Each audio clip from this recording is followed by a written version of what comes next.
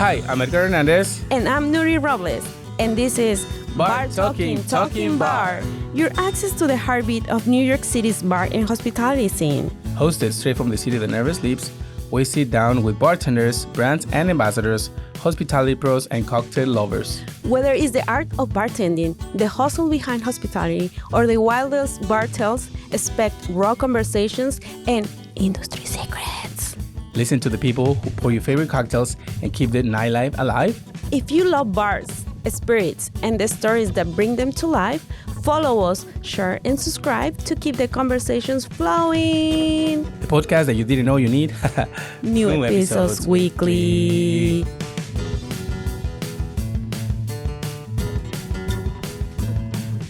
Welcome back to Bar Talking Bar. I'm Edgar Hernandez. And I'm Nuri Robles. Today, we're going to be sharing the mic and the cameras with a good friend of ours. She's coming from Mexico City. She came here to do a pop-up. She's going to talk to us about it. And let me introduce you to Jimena Alva. Hey. How are you? Welcome to Everything New good. York. Nicely in New York City. Finally, you made it to. Well, this is the second time we see you in New York. In New York, yeah. We wanted. In less than a year, actually. Wow, look at that's that. true. That's good. So she's coming back from Tales of the Cocktail. Mm-hmm. She went to New Orleans, did a pop-up in New Orleans, came to New York and did a New York pop-up. But why don't we let her tell us all about it? Amazing. So, well, you know a little bit about me, but I have born and raised in Mexico City. I have studies. I have a career in gastronomy. Actually, I'm a chef. Born as a chef. Yeah, chef. Yes, chef. Yeah, chef. We chef. That's all. And I have a master degrees about hospitality and high direction in hotels. So I have been like in this maybe hospitality thing 8 years, maybe between kitchens, between consultories, between labs, between everything I have been done. And the last 3 years I have become a bartender, actually. Bartender. And you have been a bartender for the last how many years? 3 years only. 3 years of bartender. Wow. And you were working at a place in Mexico City called Gamal. Gamal. Yeah. That was the bar that led me, like, all the strategies, the first leadership that I have, everything in the menu. I play along with that one. So it was a very cool concept that we have. It was a bedroom concept in Mexico City that is all over the world. So it was a little bit difficult, but I have a very good mentor that it was Claudia Cabrera. She is from Cairo del Valle, Rocco Industry Iron of 50 Best. She has a lot of her working. Yeah. So she was the one that like gave me a chance to become a bartender, because I remember the first time that I had the interview with her, I told her like, hey, I don't know anything about cocktails. I have maybe one class in the career, but I'm pretty sure that if I make a cocktail, it's going to be bad. No, and she will be like, higher. Yeah, she was like, okay, higher, because it was like, this is change about the techniques, the innovation, the criteria, all the things that we can do as part of a chef and a bartender. So we do a very good, amazing team. Actually, we have consultories making in now, so we're going to have a little bit new projects in that one. Yeah. That's good news for us, because good projects are always good and welcome. Mm-hmm. My question for you. How did you get into gastronomy? Well, I think it was like something that I always like have it in me behind. My dad was a person that is from hospitality team. Okay. He was one of the responsible person to bring the concept in Mexico, Hard Cafe, Rainforest, Jack Numbers. So he was always behind all the scenes. So cool. I really have like this remembered, maybe me 4 or 5 years. I was like going in the work for him, and it was like, take a seat, bowl of French fries, and only look, only learn. And I was like in the kitchen, like getting all the chefs, like, we chef, no chef, 86, this. And I was like, oh my God, French fries and this. Yeah, that's all. That was your Netflix and chill. Yeah, for me it was like very easily to manage like all the rush, because I have been growing in the rush. It was like, I maybe in behind it, like I don't move, don't see. But I always like getting all these things. I know how to bartend maybe a little bit, because I always see in Mexico, right? Well, not only Mexico, but I think right now the female bartenders, they are growing up a lot. Okay. So for me, it was like, I want to be like in Hard Rock Cafe, they use flair bartender. Okay. And it was like, me with my dad, it was like, how do you manage to do that? It's like, they put the bottom and they find it and they make a cocktail. For me, it was amazing. It was like, oh my God, what do you do? And he bought me bottle, plastic bottle, Like a training and bottle. a little bit showed me some tricks, and it was like for me, but I didn't see any female bartenders at the time, and it was like, okay, I want to be that one, but I don't know how to get in the line, and it was after I complete the career, and after I like managed to be a little bit more the chef scene. It was like I did I did the jump between cuisine to the bar. And it was because of Claudia, because she was the one that told me, like, okay, I'm a female bartender. I have been 15 years in the row. We have these new things going. We have everything. So you can make it. So it was like, yeah, let's do it. And that's a good thing. That's a good thing. And before the jumping into bartending, did you go to work as a chef? Yeah, I was in a very local cuisine. It was Comedor Milan. It was my first job. Actually, I get it before I end my career because the last year I need to pay some things, pay the thesis, pay for you can get like the certificate and all that. So I have this part-time job, and I was starting as a wood washer actually. Then becoming like a little bit part of the kitchen, the chef, and then I always did the manager also because it was very tiny. It was like maybe a restaurant for 30 people and only served lunch. So it was pretty easily, but it was like the first step to becoming what you are now, because without maybe some problems, maybe without thinking, maybe without all these things that in a tiny place can be happening, in a bigger place you're going to be like, fuck up. Yeah. Yeah, you're gonna be stressed out. Yep. Yes. Why? So another question is, I know you came here to New York, but also today we were talking about you giving up a class.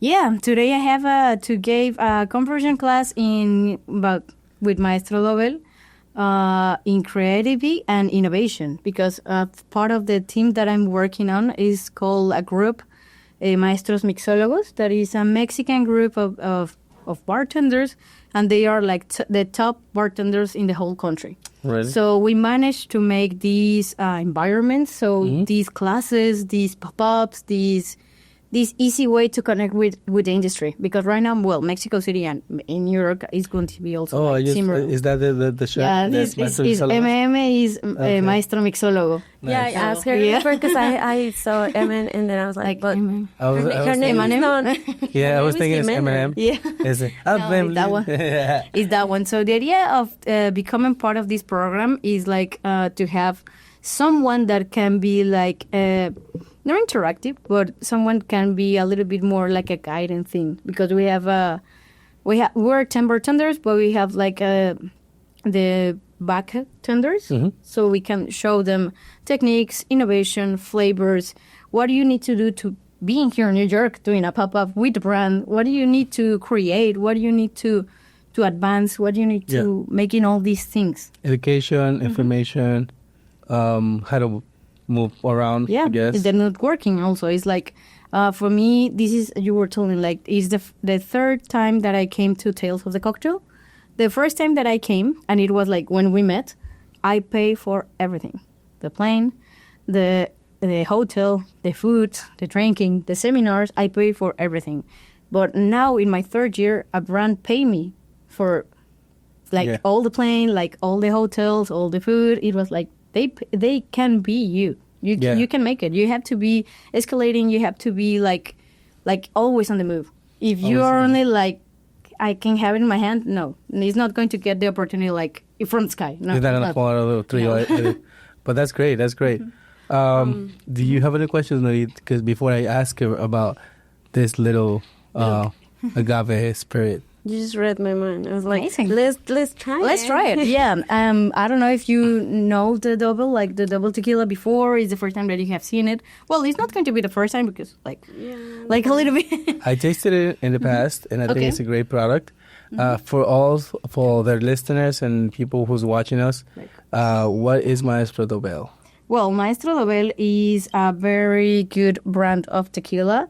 is one of the few, or were not one of the few. It was the first to create tequila cristalino. So Double is the first one tequila cristalino in the world. And we wanted to make it because we want to be the innovative part of tequila. So as like the beginning of the whole idea is to be how we can be more secure, how we can be more not exclusive, like in the bad guy, like a little bit more tender, a little bit more suave, like a little bit more chill. Yeah. So we have this one is the first product that we have. It was the first tequila cristalino in the whole world. It's actually a tequila reposado that it has a process so you can make it all this clean. If you see it, it's like very, very clean. It has like this age that is going to be a little bit white. And in the flavors and in the smell, it's always like a little bit like wood, a little bit more like a vainilla, like a batonka. It comes a lot with a fish, with a little desserts. They have this amazing, in here is at 40 proof. Well, 40 proof, yeah, because it's different from Mexico. Well, it's, yeah. It's alcohol by volume, 40 ABV. ABV, yeah. 80 proof, yeah. So we have this amazing collection of tequila. We have actually very many awards in this one because Double is one of the few that always innovate. This is the first Cristalino, but we have also Humito, that is the first smoky tequila. We have Pavito, that is also the first tequila be thinking as a seasonal tequila. So every year with Pavito, we manage to get fruits, like when you do mezcal, like with this pechuga, and take all the flavors of that year and introduce it to the tequila. So we are always developing, we're always on the look in that one. In Mexico, we are like in the F1, in Longinus, in the championship. We have like also the Open of tennis. So it's like, what do we need to do? We have to be the masters, like Maestro Tequila. So it's always like that. So cheers, guys. Cheers, definitely. Cheers. Yay. Cheers. Thank you for coming. Cheers, cheers. Also. No, thank you for having us. And welcome to New York. Welcome to New York. So Let's taste. I get it. I know. Qué rico, sí. So for the people who feel, in the past, people would say like, oh, mezcal is a tequila, right? Yeah. So now that you have a tequila, then it's a smoky. Yeah, because we want to be like always playful with this. Humito for me is a very good example of why is not mezcal.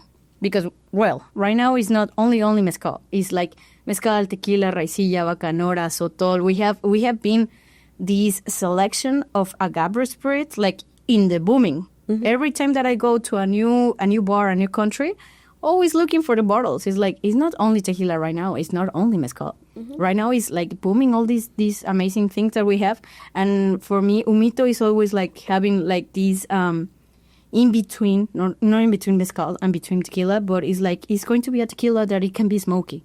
But also we have mezcales, we have 400 Conejos, we have Creyente that can be Tobalá, they can be an ensemble, and they are going to have some other flavors that is going to be like flowers, like roses, like maybe earthy, like mineral, and it's not going to be smoky. So you don't have to be like enclosed in a thinking. So you have to be open in everything.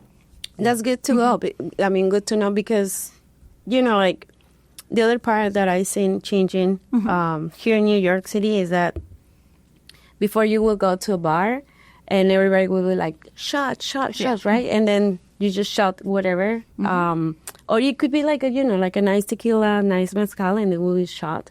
But nowadays, you go and you ask for something neat, so you enjoy it, and then you learn that, oh yeah, definitely tequila is not that bad, or mezcal is not that smoky. Yeah, I think that was a part of the party. Like you drink margaritas, you drink a pitcher of margaritas. Of course, you drink the whole thing, you're gonna get a hangover. If you take shots, you gonna have. You're gonna get wasted. You're gonna get wasted in less than an hour, So you gotta control your alcohol. But it's also like, you're partying, you're in the moment. You're having this moment. I think, for me, born and raised in Mexico City, was always like this culture of tequila. Always like, yeah, you're going to have shots, you're going to have a party, you have to be with tequila. But also, I seen like, we have a very good friend of mine. He won world class 2 years ago. It is Coqui. Koki Yokohama. He's from Japan. We don't Shout know. out to Koki. Yeah, shout out to Koki. He's amazing and he loves tequila. Like the first words that I have know that he knows, like consciously knows that what means is like mezcal and tequila shots. It was like, no Koki. And he loves all the spirit. He loves all the things that we have. And for me, it's a shocking moment that all over the world, like from Japan to Mexico, he was like, I want tequila. I want this. Is because we have a very good selection. We have a very good spirit that sometimes we only get it in shots. It's like, no, yeah. Taste it. Sip it, enjoy it. Yeah. Also, all the time it takes for the moment this plant goes to the ground, to the dirt, to the times it gets cultivated, to the process that it goes. Yeah, for having this bottle, we have to at least wait 8 years for the agave. Yeah. So the agave azul has to be at least 80 years. Yeah. And maybe another 24 hours on the molienda, another 72 hours in the fermentation, then the distiller, then the aging. It's like it's going to be maybe 9.5 years before you taste it. So it's not going to be only for judging. Yeah. So before you shoot it. That's another thing. Like I'm not too old, but I'm kind of old. She's 21. She's 21. 20. No, I'm just turned 22. Oh, 22? Oh, no, so I was wearing the 80s. I was wearing the 80s, and I remember when I turned 18, and I had the opportunity to, go and drink. To have, Mm-hmm. So yeah, because in Mexico City you have to be 18 only. Yeah, in USA it's 21. 21. That's why we party young. Yeah. So the culture of drinking, it would be having a bucket of beers. Yep. If you have a lot of friends and a lot of money, you will ask for a bottle. A bottle. So you have with all these sparklings. Yeah. You have a VIP section.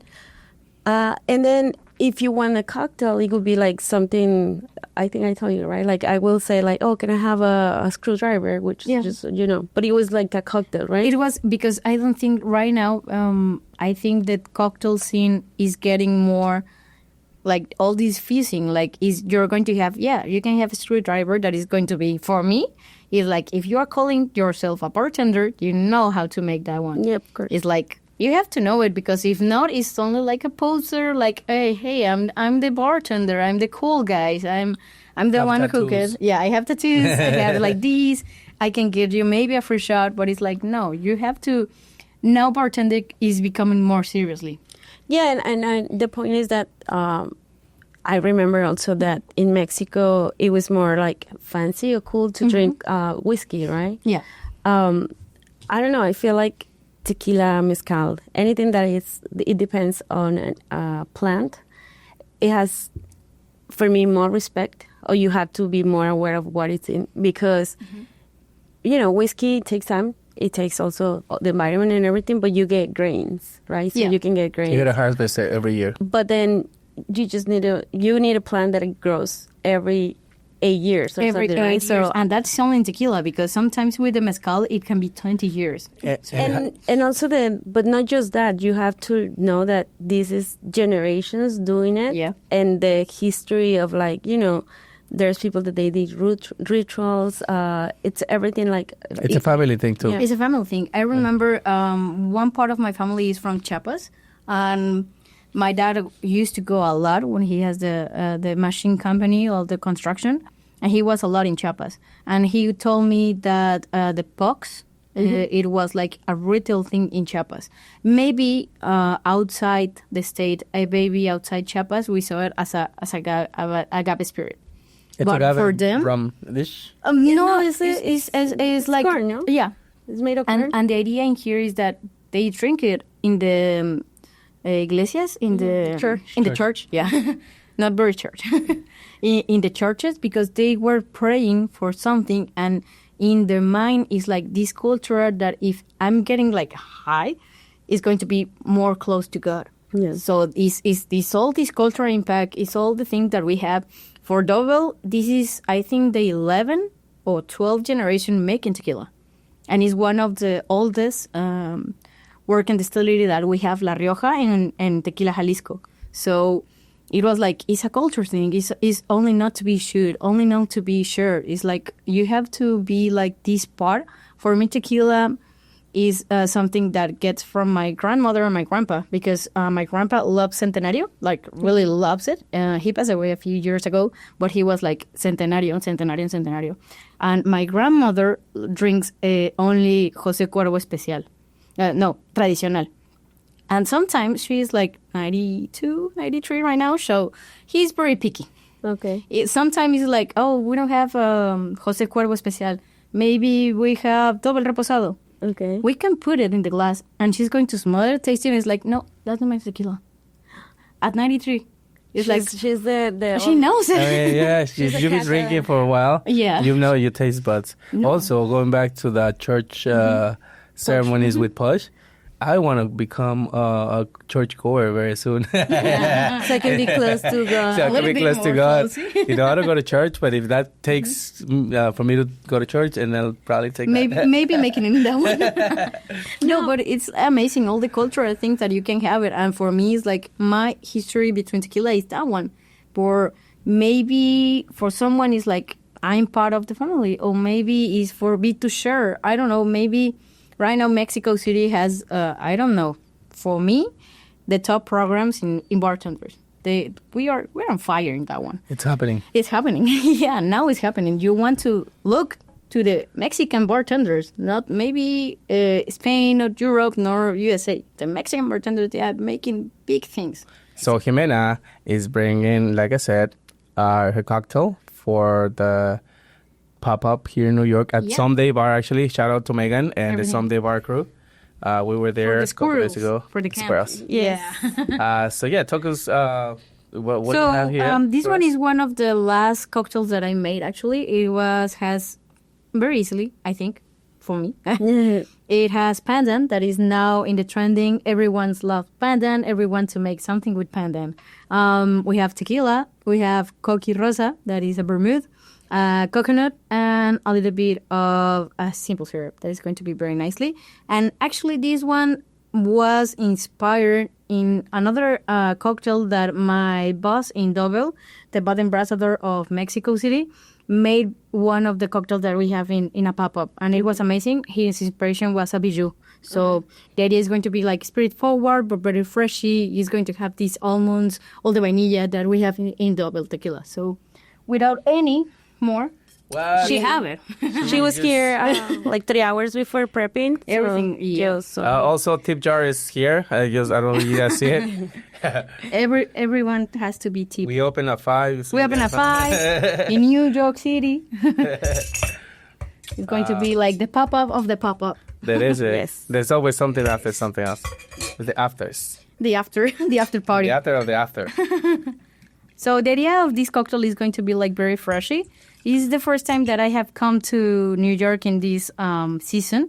So man, it's like, my God. It's hot. Un verano Nueva York. It's hot. My God. It's very hot. Yes. So how do you like New York so far since you've been here? Now I'm thinking maybe I can stay a little bit longer. I really like it. We're going to make 2, and after we're going to make the other 2. I really like it. The first time that I was here, it was on winter, actually, in November. And it was different whole city, actually. It transforms. It is. I really like it. For me, it's shocking that with all this heating, with all this warm, the árboles, the trees, they are very, very brand green. They are very beautiful. Like, they have this seasoning. Yes, because during the fall, some fall, winter, and spring, the trees get from, brownish, yellowish, reddish. Yeah, and I really like it. And then they lost every single leaf. And then now it's like, oh, we're back again. So no, but it's amazing. green. I really like it. Like, it's pretty sweaty. Like, really. Yeah, it's hot. But It's hot. So here's 1. Here's 2. Amazing. Oh. And here's 3. And shut up with the glassware. Like, Lord, Shout out to Pat for the glassware. Thank you, Pat. Thank you, Jimena, for this Thank you, awesome Jimena, drink. for this cocktail. It's amazing. Oh, the flavor, like The coconut. Oh my God, it tastes like chocolate, vanilla. the pandan is always. The first time that I taste pandan, I think it was maybe in Tales of the Cocktail, like 2 years ago. The first time that I came, and my boss Claudia was like, the pandan, man. I was like, what is that? I don't know. Is it a song? It's a song. It's Pandan. the new Bad Bunny song, maybe. I don't know. Panda. So she told me like, no, it's this new Asian leaf. It's going to have a little desserts and all that. And I was really looking to have pandan in Mexico City, and we don't have at that time. And then I came back a year after. I'm going to leave it like that. A year after, and I always make a scale in Houston because I'm going to see a very close friend of mine, and one of the of his friends is Asian, and I was like, hey, not to be like shut up Asians, but it's like, you are Asian, you know pandan? Like, really? Like, and he was like, yeah, my mom always do like these pancakes, like these flavors, and it was like, okay, tell me where it's going to be. And I go to the store and I bought like maybe 10, 15 bottles of a pandan extract. And I lived to Mexico City. It was like, hey, have you? And the register was like, are you ready? Like, really? You're going to take all these? Like, yeah, only cash. It will be cash. That's You don't know. you don't know. Gold right This here. is gold in Mexico City. gold. Yeah, no. We right now we have leaves, but sometimes they are freezing, and it's not going to have these flavors. It's not going to have even these this brightness. This is like going to be it's freeze, so it's going to be like very tippled down. Yeah. Sometimes Well- when you freeze something, you don't really get the taste of it because it's already, I don't know, it doesn't evaporate, but chemically there's some component that evaporates, and Yeah. you can, even if you freeze pineapples, you don't get. No, the it's whole going to be flavor. like the vaccine is going to be dissolving, and it's Yeah. going to be like clarifying. Even Yeah.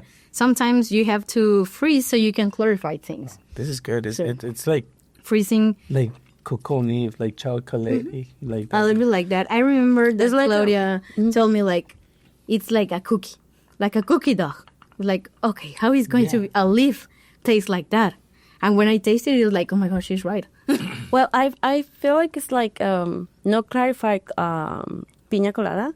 It tastes like a piña colada, but like with extra fresh.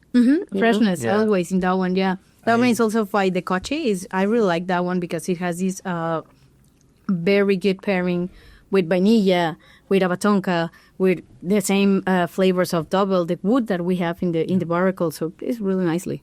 Yeah, we did a pop-up a couple years ago in New Orleans with Dole Forester, and that's where I made the Pandam julep, remember? That was really good too. Yeah, it was good. It just depends, like whenever, like we are very lucky here in New York to have all the access to a lot of different ingredients because the multicultural environment we are into. And I think that actually it's so good. If I were to move a different state, I would probably think about it twice because I know the access is not, even being in New York, like in the States, right? You don't have to leave the States to have it. And also, like, I feel like coming back to the appreciation of tequila, I feel like I remember also, like, if you want to look fancy or cool, you will drink something else, but not tequila. Not or tequila, mezcal. or mezcal. Years ago, mezcal was like these. They still like they don't even call it like an spirit. It was like aguardiente. It's like it's going to be for someone that can afford a tequila. And right now, the mezcal is like getting all the boom, giving all the things. Like it's a trendy. It's good, but sometimes it's like why in Mexico right now is like. Many brands, many things that we produce in Mexico, they don't stay in Mexico. For me, the first time that I came to Tales in this special environment of brands, of everything, I saw maybe between 20, 30 brands of tequila, mezcal, even other things that I didn't know. And it was like a shock to me because it was like, hey, I thought I knew. I'm from Mexico. How I don't know this brand, or how I don't know this variety, or how this one is not staying in the country. It's like we have to be a little bit more selfish in that one and have it like a taste. Like this is our culture. I feel like at the same time it goes back to the shots because obviously there is a big demand in market here, but that also comes with like conscious about the brand, like not just giving education to bartenders, but trying to get that in the education towards the guests, consumers, right? Yeah. Because once you start telling them, I remember like sometimes they will be like, "Oh, I want this, right? And I just want a shot," and then you will like nicely tell them like, "Hey, what about you just try it first, and then you're gonna feel the profile. Probably always the first sip in any spirit, you're gonna feel alcohol. Yeah. But once you take a sip of water or the second sip, you're gonna feel all the profile in your mouth, and then you start feeling like, I get it, like definitely people start doing shots because they wanna have party and having party, having a blast, having everything good, like in timing and all that. But sometimes I remember one time, it was the first bar that I worked at.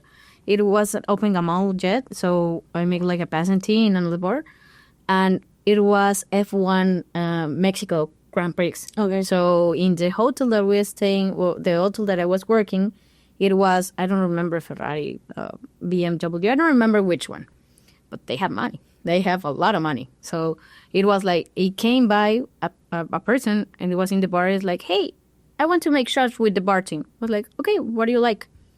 Give me double 50. And we were like, in shots. No, that's expensive. It was like, no, I don't care. It's going to be okay. It's like, dude, it's going to be expensive. It's like, okay, we appreciate it that you want me to take a shot of double 50 with you, but that's too much. You can, like, for getting a shot, no, let's make another thing without desmeritando, without like make them feel bad to other brand. But it's like, you're going to have a premium tequila, like maybe the shot of tequila in Mexico of that one, it would be like, I don't know, 50, 60, and you wanted to shot it? It's like, no, have it neat, let it stay, let's transform, taste it. It's like, it's okay. But no, I understand also that we were like, as bartenders or people who work in the hospitality, we know that it's not about the guests, it's always right, but also we want to make sure that at least telling them something in a way that they are like, oh, maybe, conscious. Yeah. So making them conscious about it, and it goes to education.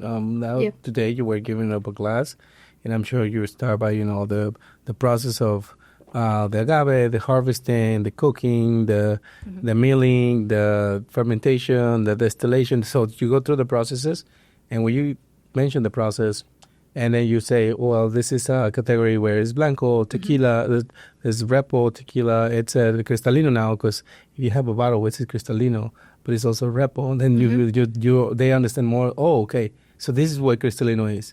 This is not just another tequila, So there's a process that goes behind it, and it's the flavoring, the flavoring and the profile that you want to have in the tequila. Yeah. But the flavoring is not added, just to make sure, like, the flavor is like what you are getting. It's, flavors are subjective, so anything that comes to your mind, you can say, this tastes like gentian or vanilla or maple. It's just what's on your mind. Yeah, because definitely that's another thing, right? Like, many brands, they want to have something that they don't have, anything that is not allowed to be added. Right? Yeah. There's like certain additives that are allowed because certain reasons, but because maybe you have to make bottles and bottles and bottles, but that is going to help. Sometimes it's like, right now is all these additive thing that we have in tequila, especially in tequila. But right now it's like, okay, so we are going to have this, or maybe we are going to add this because we can have a very much good product, or maybe like standardize it. Because, okay, the fermentation, but maybe the fermentation or the additive on the fermentation in this is that you have selected 3, 4, 5, I don't know, how do you tell in English, like cepas of the levaduras? Yeah, la yeast. The yeast. You select the yeast, so you can have all the flavors, all the profile developing, and that can be considered sometimes additives. So it's like, okay, you want to have yeast, savage yeast. Well, I don't know, is that one correct? It's a like in the environment, In the environments. like natural yeast. natural yeast, yeah. In Mexico, is like levadura salvaje. It's like what it came. But That's what it is. yeah, and sometimes it's like, okay, but what if I don't want this one? So we can develop another thing. Maybe I want to add, so I can have more wood and I can have a little bit more of these, or maybe structures. Sometimes I think we are very purish in that one. So it's like, it's not going to be that bad. It's not going to be like that one. So Yeah. Yeah, and so I think we talk about a lot of like the bell, which is good, the papas, but for people who doesn't know you, and we already talk also about like your background in gastronomy, but how do you once you started working in bars, how's your career from that? I think, well, I started 3 years ago. For me, it has a very big, like, I don't know, like big monstrous steps for me. Like, I'm right now, second time in New York doing a pop-up in 3 years.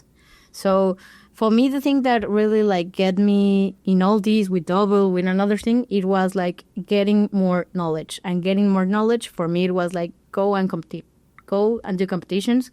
Not always win. I didn't win all the competition that I have, but sometimes I learn more about my losses than my winnings. So for me, it was the big step. It was world class in Mexico. When I go to world class, I have been a bartender only 9 months.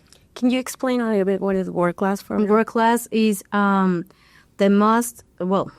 biggest competition in bartender world, because it's all the world, and every country has like a champion, and they make you these this process.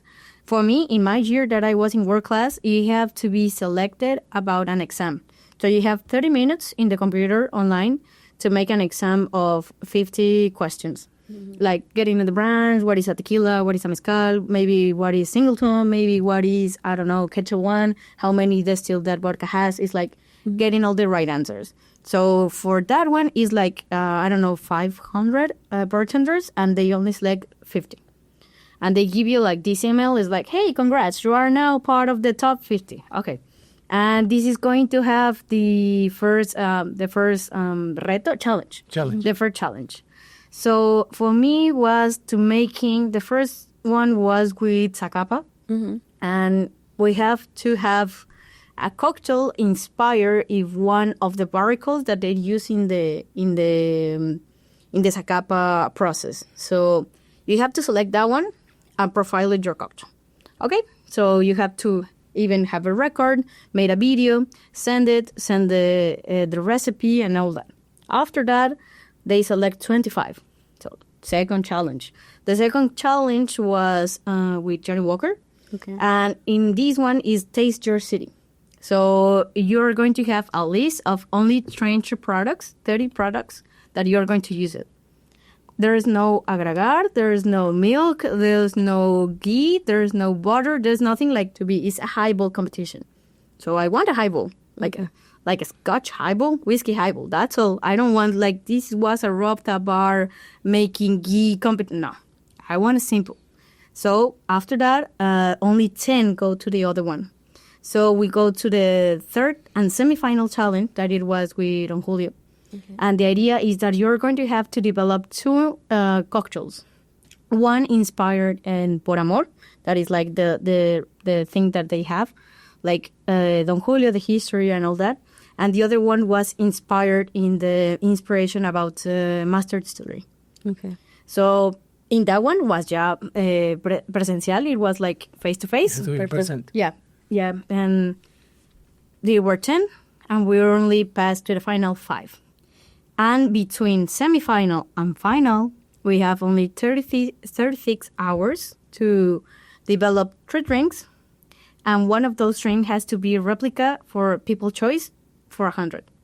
So you have to develop all the recipes, go to the glassware, go to the speech, go to the clothes, everything. Like you have 32 hours. I think it was like on Thursday, and the final was on a Saturday. Like in at noon. It was like, hey, I'm working that shift. It's getting like, and you have to work that shift. It's like, for me, it was I remember calling Claudia like, hey, I managed to get to the final. I'm not going to go to the bar. And she was like, okay, what do you need? It's like, what do you need? Because it is so, for me, that one, I didn't want that one. I was third year.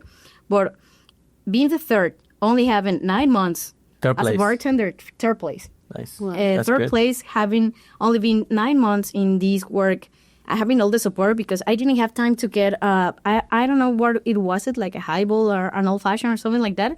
And one of my friends has a scooter. And she was telling me like, hey, what do you need? It was like, I need to go to the south because I want this and this and this. Send me a picture, I go for it. No, but it's going to be, I don't mind, I help you. And she goes for the crystals. She goes for everything. He's like, here you have it. What else? And one of my closest friends, Emma, that is the one to actually introduce me to all these. She works in Caíto del Valle.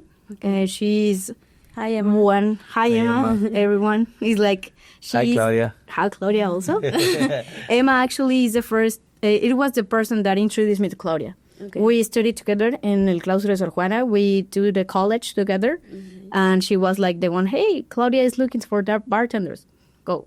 And it was like that? Because of her, I'm here in New York in the podcast. That's cool. That's because of her, but her talent too. Yeah. And so, all right, so you did work class. Oh, you also did, I've seen you going to Colombia. You did Colombia. What happened in Colombia? In Colombia, it was last year I was in the control challenge. Mm-hmm. I won it in Mexico.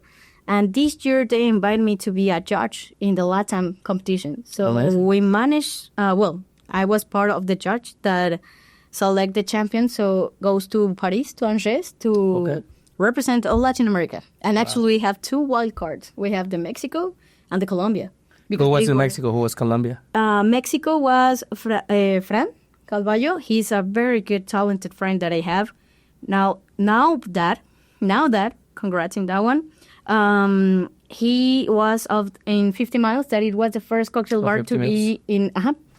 To be in the 50 best bars. Amazing. He was part of that one. And in Mexico, he has a spirit-free alcoholic brand. It's called Ronet. So he has 3 experiences, like agave, mezcal, tequila. They have a gin and they have a vermouth.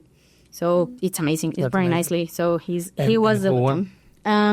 Both, because they were... Oh, so they were both. Yeah. Okay. And the other one is Santi. Santi is a very good kid. I know him from the challenge. He has 22, 23. And he already is a champion in LATAM. So it's like we have a lot of talent. We have a lot of things going in every step that we're having. And it was the second time that I go to Colombia. Yeah. The first time, it's the second time that I go to South America. And the first time was to Chile. And they really, really impressed me. The cocktail program, the cocktail that they're having, all the structure of the bars. We are not very far.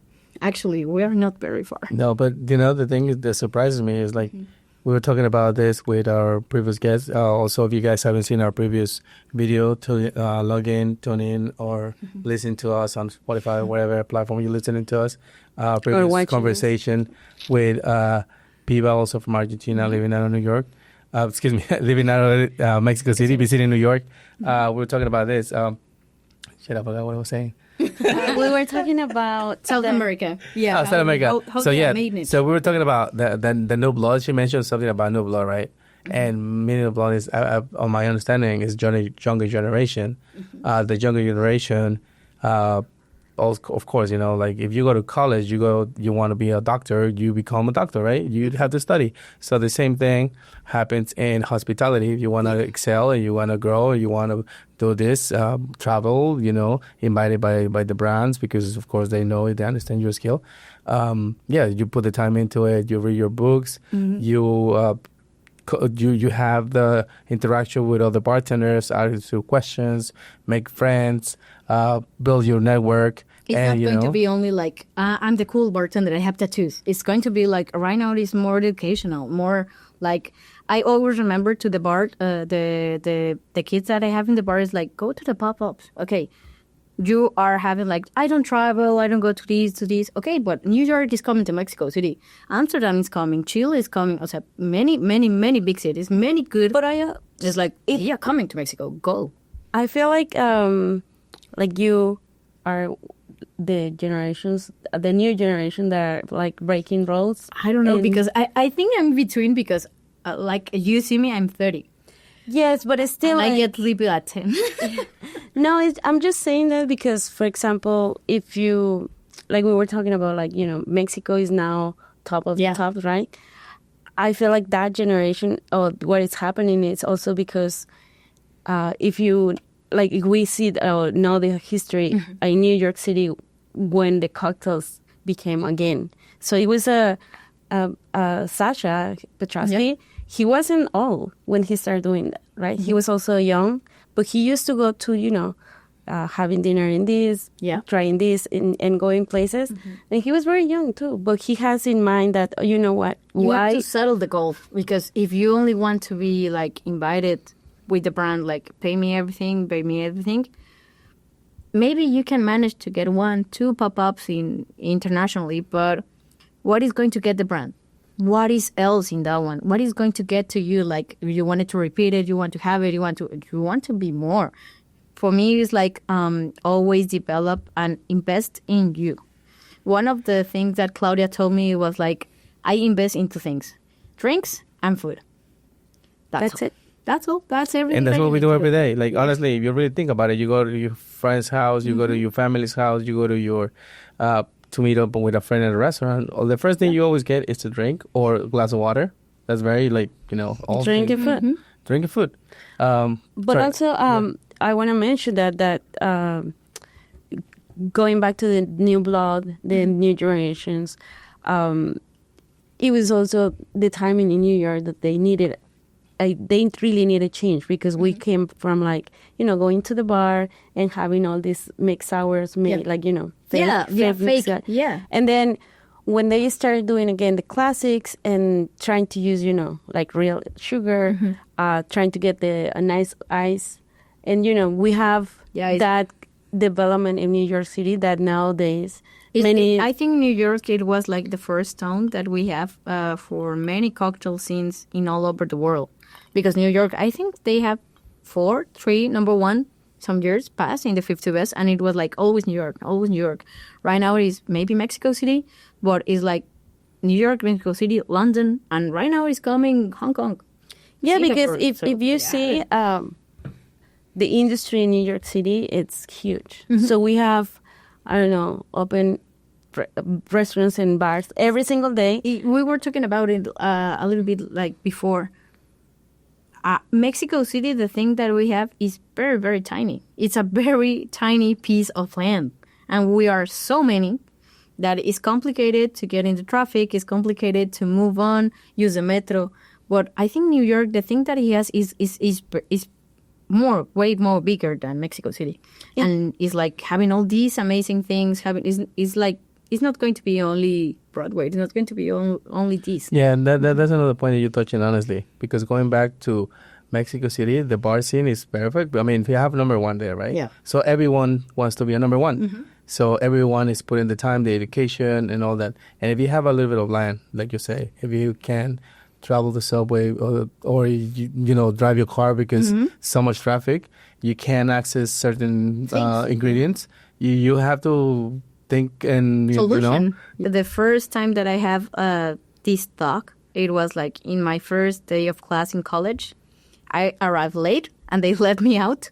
It was Leticia Alexander, who was a very good chef in the making. She was the first one that taught me everything, and it was like an ice bucket, because she told us, to the whole group, is you can be the best chef, you can be the best bartender, you can make amazing drinks, you can make amazing food, you can have this. But if you don't know how to solve problems, they are not going to hire you. So keep thinking and keep now your brain to be solving. What do you need to do? Okay, I don't have this glass. What else? You don't have a jigger, but maybe you have a shot. Okay, I don't have a bar spoon, but maybe you have squirt. I don't know. It's like you have to solve it. You have to be making how to make it. So it's not going to be an excuse in the real world, like having it that one. Yeah, and I feel like, for me, seeing you and, since we met and knowing your career, it's very impressive because not many people in the years in 3 years. At a young age. Yeah. In a young age. Yeah. Super young. Has accomplished these challenges. But also I feel like, we are very, very happy to have you here because it's an honor, first of all, having a Mexican woman here, nuestra paisana, and, going other places represent not just Mexico, obviously yourself, but represent the industry. And like I said, I feel like now it's kind of the moment that we see women or who identifies as a female, the representation of there is not just a male world, right? It's not a male dominant anymore. I feel like we have we now are at a time where we know we need hands and we need creativity, and I feel like sometimes the creativity comes in different ways, different shapes, different forms. Of course, it's not a male-female world anymore. It's an everyone's world, and we all inhabit this world. We're part of this world, so we also have our ideas, right? Yeah, but also, like I said, I feel like you having this mentality of we have to find the solution. Is like, I feel like you are finding also the place. You don't need someone to open the door. You're opening the door for you, and I feel like that's super cool. But I feel like we also have to thank all the female bartenders who came first, right? Like, we were talking to people like La Loba, our girlfriend. We're talking to people like my lady's owner, Julie Renner. She also did a great thing there. Megan, Ivy. We can mention so many names, but I think now in Mexican, I was in charge of the cocktail with it's called the Bichota party. It was all female bartenders. Bichota? Bichota, yeah, the Bichota party. This year, yeah. Oh, we missed it. Yeah. And we have Piba, we have Gina Barbachano, we have Eli Martinez, we have Mapo Maldonado, we have Frida. So many, shout out y saludos para todos ellos. We have, of the 6, 5 were from Mexico City. But for there, 2 of them were from South America, Colombian and Argentinian. So Piba she's from Mexico City or she's Argentinian? Yes, más mexicana. Yeah. So we sang a song de Piba. Saludos. La robamos. Ya te robamos. Yeah, she's Mexican now. She's more chilly than me. So that's another part. Like, I see you guys, hanging out, and I'm so happy and proud of. But like seeing this friendship that you guys have, it's also not weird because we also have friends in New York City. It's just like sometimes it's hard to have that friend that connects you, especially in this world, because you're always busy. You always also have thoughts of like, what is next, what is this and that, right? We have, and you have a life too. Travel agenda. Piba is a little bit more crazy than me, so his travel agenda sometimes is way heavily than mine. But it's like, hey, I'm going to do this. She was I'm here in New York because she told me like, hey, come to New York. It was like, yeah, why not? Let's make something. And look, let's this is happening. It's happening. The podcast is happening. Yeah. The pop-up. You also visiting different bars. You kind of having a good time. No, and right now for me it was like I have the pop-up with Megan in Someday Bar. And they were people coming to say hi. People who live in New York, people who I have managed to be in Tailored Cocktails, or maybe Barra Mexico, or maybe go to the Mexico City, to the bar that I work. It's like now I'm seeing my friends coming to a pop-up in New York City internationally. It's like I'm not in home, and I have seen so much love. It's like it's amazing. I have the feeling. So right now in your home in Mexico City, what are your projects? Well, I'm going to be development a little bit more with Maestros Mixologos, working a little bit more with double, because I was thinking that I was left in a little bit to the side. But right now I'm going to return in that one, having a lot of things, having like these ideas that I have been in my making a little bit longer than I thought. But I'm going to make that one. And maybe, I don't know, I have some interesting plans that I need to go on a dinner. So we can have a solve. Yeah, no, that's great. Well, for all those who are listening, she was working at a place. What's the place again? I'm sorry. Where is it? Gamal. So it's funny because when you texted me, and you were working with one of the chefs that I was working with for a long time. Chris. Chris, yeah. So I was working with him. We worked together years ago, right? at a place called Rosie's. And I met him because he moved from Seattle to New York, helping open. And he's, first of all, he's a really fucking amazing guy. Yeah. He's a really nice guy. I think he was one of the coolest chefs I've ever met in my life. Yeah. He never yelled at me, said like, get this fucking food out. That's kidding. But No, yeah. he's amazing. He's very nice. Yeah, he's really nice. Also, saludos para él. Para el Chef Chris. Para Chef Yeah. Chris. That's what I'm saying. Like, you know, like these connections that I built, like you said, you met me, The you met her. Chinese Yeah.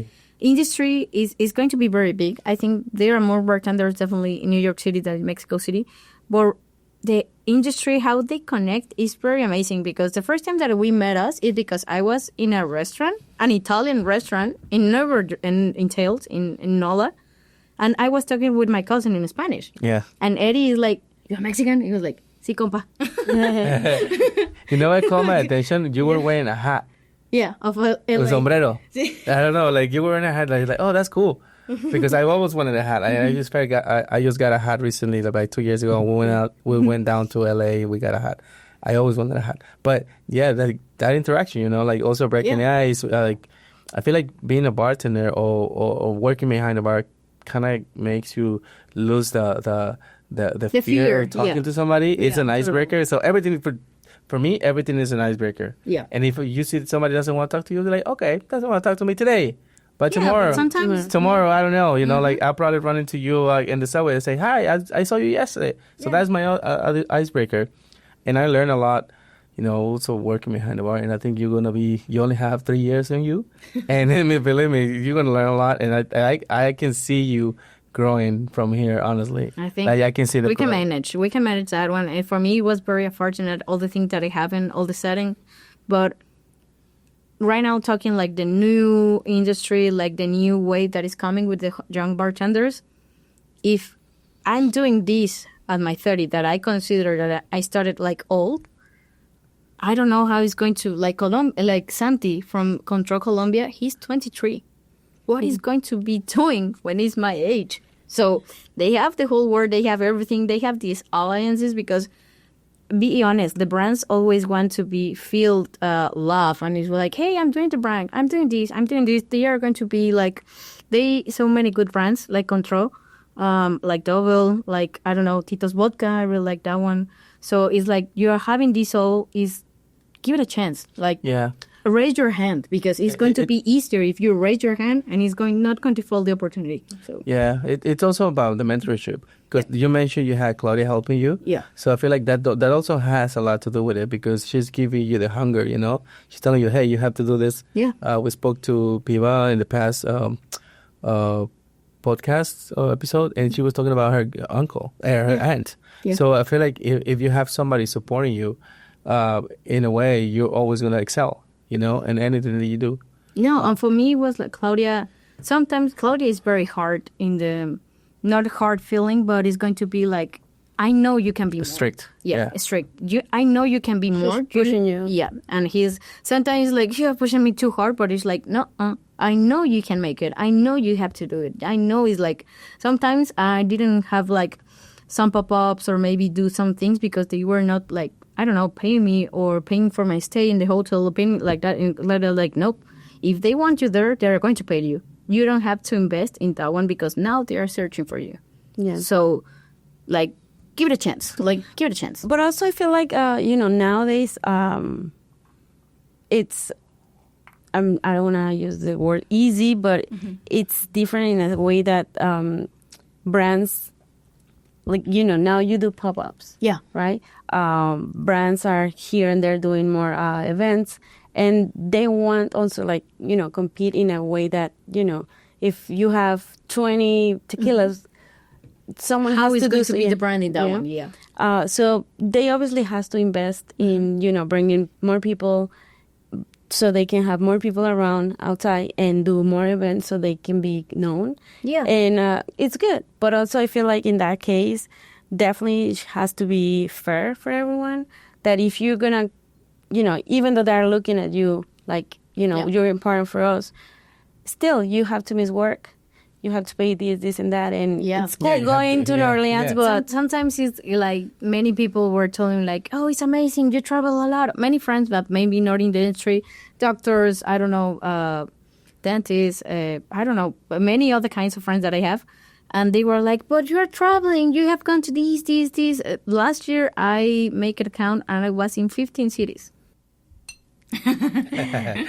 Wow, things magically appeared. Thank you. Oh, you're a magician too. Also.